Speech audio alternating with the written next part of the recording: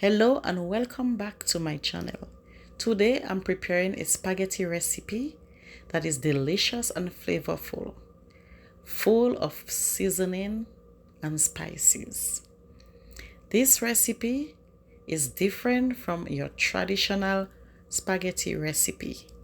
Growing up as a child, spaghetti was never spaghetti and meatball or tomato sauce.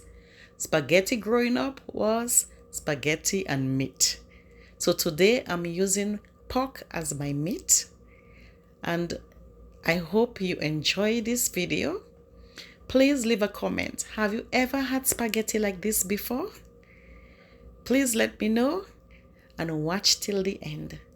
Don't forget to like, subscribe, to press this notification bell for more videos. Have a wonderful day. Bye.